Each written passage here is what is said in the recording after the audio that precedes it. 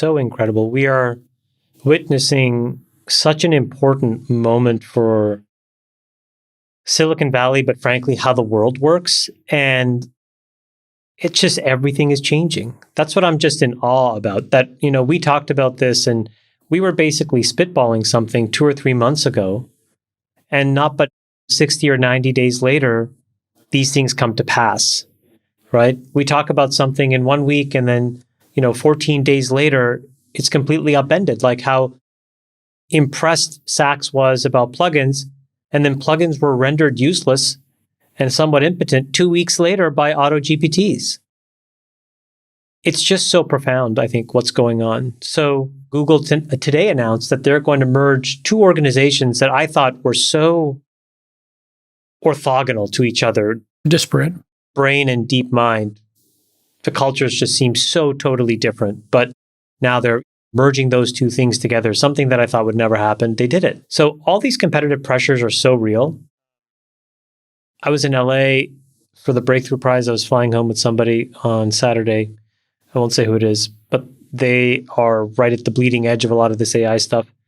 And they let go a third of their company, replaced it with an agent within 6 weeks of training it.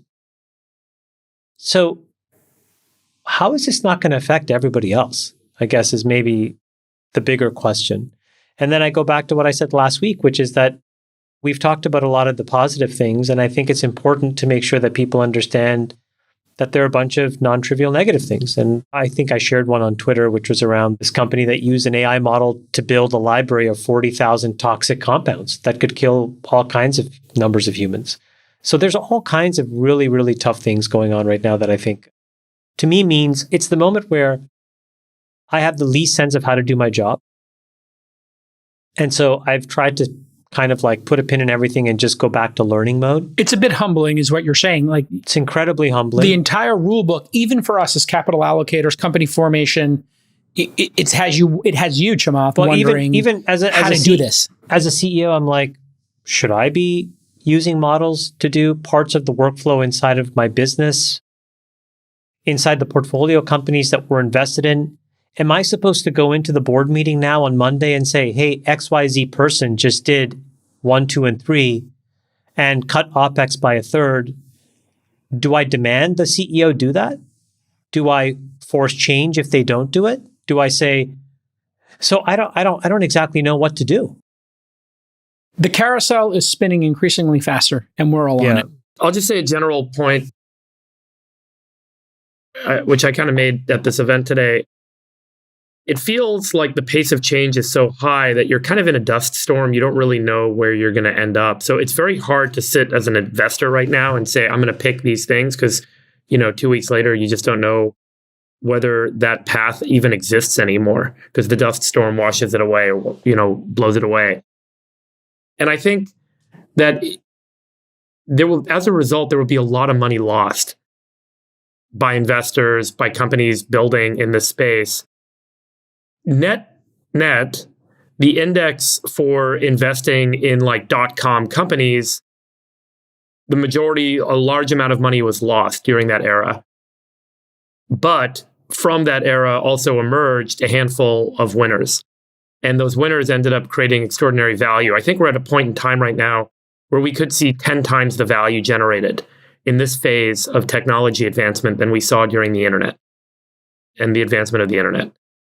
And if that is true, I think you'll end up seeing certainly the same thing happen, which is the index will lose money, but the few winners will accrue such extraordinary gains. The problem is you can't deterministically pick those winners today because of the dust storm problem. You just don't know the path. Totally. So if you were to meet Jeff Bezos versus some CEO of some .com selling pet stuff back in 1995 to 97, 94 to 97, would you have recognized Jeff Bezos was going to stand out? Would you have recognized Larry and Sergey were going to stand out? Would you have recognized Bill Gates was going to stand out or Zuck? At the end of the day, this is harder than it has ever been in terms of predicting a technology cycle. But what we still know to be true is that the capital will be allocated within a company. The operations will be run, managed, and driven and led by an individual or a set of individuals. And that's effectively what I think a lot of investing in the cycle is going to come down to. we're all going to sit here and pontificate and intellectually masturbate ourselves to some, genius, path that we think is going to evolve. And at the end of the day, most of it won't turn out to be true, and that path won't be real because this is such a dynamical system right now. There are so many feedback loops. One thing makes one step change, and it changes every other step. But what we still know is that great leaders can lead, and especially coming out of this Elon discussion and seeing the extraordinary achievements he's delivered, particularly today. I think that's maybe what a lot of early stage venture is going to shift to in AI. It's really, finding great people. And I'll tell you one thing for sure, and I was kind of commenting on this earlier today, was I really think a lot of Series C and later companies, and I know we're going to talk about this implosion discussion later, so many of those companies have a valuation that's less than their preference stack. And as a result, those founders that work there and those employees that are there are getting their equity wiped out. They'll have to get restructured. Would you do me a favor, Freeberg? Can you just explain what that means technically to the audience?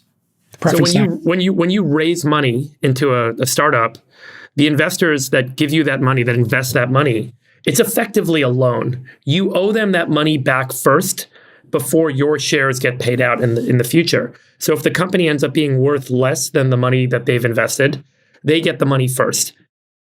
And ultimately, if the company goes public or gets sold, they can convert their what are called preferred shares into common shares and participate. So even though you only, quote, sold 20% of your company for, let's say, $200 million, that $200 million actually has to get paid first. So now you've raised this $200 million. The investors, the company is now repriced because the market has come down by 80%. And investors are saying, hey, your company's now worth $175 million. Your company is now worth less than what you owe the preferred investors. And if it's worth less than what you owe, which I think is the case for over 70 or 80% of Series C and later companies, we really? can kind of, wow. This number comes from what I shared a few months ago, which is that 70% of publicly traded companies that went public in the last 3 years are trading below the cash that they've raised. So if you translate that on a one-to-one basis to the private market, and these, by the way, were the best companies. They actually got public. So in the private market, you've got to assume that something in that late stage market is on the order of 70, 80% is worth less than their preference stack. So a lot of those employees are going to run. Those founders don't want to go work for the VCs when they get recapped and get offered a 4% Where are they going to grant. go? Because it looks like they're going to start AI companies. And I think that's fantastic. And I think that's what's really shifting it right now. And that's kind of a big dynamic is a lot of these, I'm calling them zombie corns, are going to see this kind of mass exodus of talent. And a lot of the investors that don't know how to price stuff and don't want to deal with recaps in the late stage are diverting their attention to seed and A and early stuff. And so there's both a rush of talent and a rush of capital to this kind of very early stage. And so it will create this massively bubblific, index of AI stuff. But some number of these things with some great leaders will emerge and will accrue extraordinary value across many industries.